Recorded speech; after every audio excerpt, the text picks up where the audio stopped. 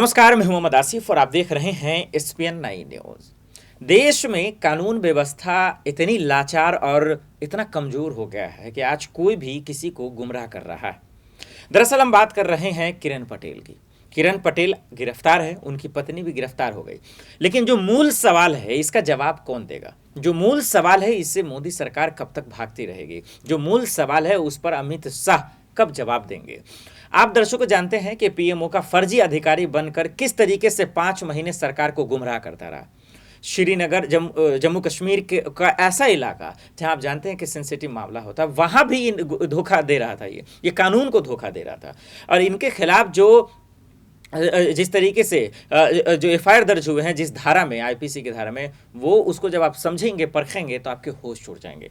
इसलिए आज इस वीडियो में खुलकर हम आपको बताने वाले हैं कि आज क्यों मोदी सरकार को इस तरह से धोखा दे रहा था ये किरण पटेल का लिंक किससे किससे है, कनेक्शन किससे किससे है, और क्यों बीजेपी इस पर चुप है, क्यों पूरा गोदी मीडिया इस पर चुप है, क्यों इस मसले पर चर्चा नहीं कर रहा। सोचिए कि यही कहीं और हुआ होता, चाहे राजस्थान में हुआ होता, मतलब गैर बीजेपी सरकार में हुआ होता, तो अब तक क्या ना हो जाता। ये सवाल मोदी सरकार या बीजेपी सरकार से नहीं है, ये सवाल सिस्टम को लेकर है। आज जो सिस्टम को चला रहा है इन दिनों, वो चला रहे हैं BJP. Amit Shah ji law and order के मालिक हैं, उनको जवाब देना ही चाहिए कि आखिर किरण पटेल कैसे फर्जी अधिकारी बनकर आखिर लोगों को जो है गुमराह कर रहा था, डिफेंस लाइन को गुमराह कर रहा था। चलिए, पहले तो सियासत इस पर होना शुरू हो गया। सियासत होने के बावजूद ये मामला ट्रेंड नहीं किया, आखिर क्यों? सबसे पहले आपको बता देते हैं कि रिपोर्ट दिखा देते हैं। इस रिपोर्ट में देखिए, हर एक सवाल का जवाब है, सबूत है, और सबूत के आधार पर किस तरीके से कांग्रेस उन पर हमला करे, जरा गौर से सुनिए। बहुत ही गंभीर मामला है। किरण पटेल अकेले के सामने एफआईआर क्यों, मेरा पहला सवाल यह है। उनके साथ अमित हितेश पंड्या, उनके साथ जय सीतापरा, उनके साथ त्रिलोक सिंह, ये 3 और लोग थे। अमित हितेश पंड्या, वो, मैंने भी जर्नलिज्म किया तो मैं कह सकता हूं हम लोगों की बिरादरी से है। वो फुलछाप में, राजकोट में, एक जमाने में फुलछाप सौराष्ट्र में बहुत अच्छा न्यूज़पेपर हुआ करता था। आरएसएस से उनके संपर्क है, मोदी जी के खास हैं। फुलछाप में वो लिखते थे। उसके बाद मोदी जी जब सीएम बने तो उसको लेके आए और सीएमओ में पोस्ट देके बाकायदा तनख्वाह के साथ सीएम बंगलों में बैठ के काम करते थे, आज भी कर रहे हैं। उनका बेटा है अमित पंड्या। कैसे साथ थे वहां। जय सीतापरा के कनेक्शन भी ऐसे ही है। और एक तीसरा राजस्थान का त्रिलोक सिंह है। वहां के जो एसएचओ है मिस्टर गोहर, जहां पे एफआईआर होती है, ये 3 नाम उसी होटल में उसी साथ होने के बावजूद एफआईआर से गायब क्यों है? क्या सिर्फ चीटिंग का केस बनता है? Z+ सिक्योरिटी के साथ अगर कोई गलत तरीके से जम्मू कश्मीर के सेंसिटिव एरिया में पहुंच जाता है तो आप उसके साथ खिलाफ चीटिंग का मामला करोगे या देशद्रोह का होगा? कोई अखबार वाला थोड़ा इधर उधर लिखता है मोदी जी के खिलाफ तो देशद्रोह बन जाता है। ये उनके फैमिली मेंबर के साथ जो प्यार भरा टच मोदी जी का है, ये किरण पटेल के फैमिली के साथ, अगर वो 400 बीसी करने वाला था तो आईबी कहां थी?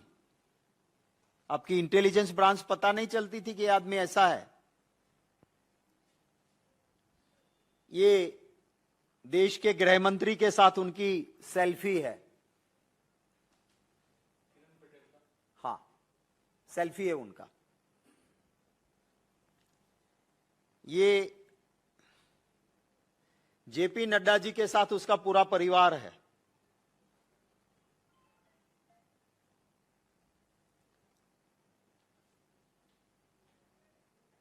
अब इससे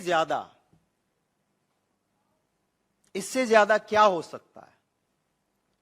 एक संगीन मामला है, छोटी मछली को कांटे में डाला जाता है कुछ बड़ा करने के लिए, बड़ा पकड़ने के लिए। क्या थी साजिश? कैसे वो Z+ के साथ जम्मू कश्मीर में और क्यों क्या कर रहे थे? ये 3 लोगों का नाम क्यों नहीं है? बहुत सारे सवाल हैं। सिर्फ चीटिंग की FIR करके इससे राष्ट्र की सुरक्षा के साथ ये खिलवाड़ है और इसको हल्के से सरकार लेके या मीडिया में भी जिस तरह से बहुत हल्के से इसको लिया जा रहा है, ऐसी छोटी बात नहीं है। मैं उम्मीद करता हूं कि कभी ना कभी इसका बड़ा सच जरूर बाहर आएगा। आपने देखा इस वीडियो को और आपको देखकर एहसास हो गया होगा कि किस तरीके से कांग्रेस बजबते बता रही है कि Z+ की सुरक्षा में कितना पैसा लगता है। सोचिए कि विपक्ष को जब दिया हुआ था तो उससे छीन लिया गया और 5 महीने तक Z+ की सुरक्षा में बजबते ये घूमता रहा। बताइए कितना अन्याय है। देश नए भारत में ये सब तस्वीरें हम सबको शर्मसार करते हैं। वो भी चलिए, अगर किसी छोटे मोटे नेता या मंत्री का अगर वो अधिकारी बन जाता तब तक तो ठीक था। बताइए, देश के पीएम का वो पीएमओ का अधिकारी फर्जी बन रहा था। ये हम सबको चौंकाने वाली खबर है। ये हम सबको विचलित करती है, परेशान करती है। और इसलिए परेशान करती है क्योंकि हमारा आप जान रहे हैं कि ये किरण पटेल कौन है, क्या है, इसका पूरा संज्ञान हमने आपको बताया, रिपोर्ट के माध्यम से दिखाया। और अब भी अगर बीजेपी इस पर कुछ बोल नहीं रही है, अगर अब भी बीजेपी इस पर चुप है, तो ये सवाल तो चुभेंगे ना। 2024 के चुनाव जैसे जैसे नज़दीक आते जा रहे हैं, अडानी मामले, तमाम मामले पे बातचीत हो रही है, लेकिन इस मसले पे क्यों बात नहीं हो रही है? क्या इसलिए क्योंकि इसका कनेक्शन गुजरात से है? क्या इसलिए क्योंकि बीजेपी की सरकार है? क्या इसलिए क्योंकि इसमें बीजेपी को आड़े हाथों कांग्रेस ले रही है? ये मामला सियासत का नहीं है, ये मामला सिस्टम के खिलवाड़ का है, ये मामला सिस्टम से हो रही खिलवाड़ का। क्या इन मामलों को देखते हुए ये भी सवाल उठ रहे हैं कि जिस तरीके से पुलवामा हमला हुआ, क्या ये किरण पटेल के माध्यम से, क्या ये मोहरा तो नहीं है? क्योंकि उनकी पत्नी भी गिरफ्तार हो गई है। पहले उनकी पत्नी कह रही थी भैया मेरा पति एकदम बेकसूर है, उनका कोई हाथ लेना देना नहीं है, वो तो एक अच्छा खासा इंजीनियर है, फिर वैसे वो कैसे फंस गया भाई? तो ये तमाम अहम सवाल है जो पूछे जाने चाहिए, ये तमाम अहम सवाल है जो जाने जाने चाहिए।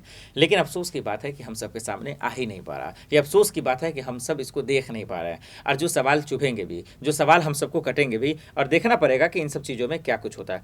अब एक आखिरी सवाल यही है कि क्या वाकई में मोदी सरकार इस पर अपना छुप्पी तोड़ेगी? क्या बीजेपी सरकार कांग्रेस के आरोपों का जो है खंडन करेगी? क्या जवाब देगी? ये तमाम अहम सवाल है जो हमारा अब देख रहे हैं कि आने वाले वक्त में क्या होगा। लेकिन एक सच्चाई तो है कि किरण पटेल ने यह आँख खोल कर रख दिया कि देश में किसी की भी सरकार आ जाए, जिसका जो है ताकत रहता है, जिसके अधिकारी जिस नेताओं के इशारे पे चलते हैं, वहाँ सिस्टम कमज़ोर हो जाता है और ये देश के लोकतंत्र के लिए ठीक नहीं है। देखते हैं मोदी सरकार इन मसलों पे क्या कुछ कहती है और आपको क्या लगता है हमें कमेंट कर जरूर बताइएगा।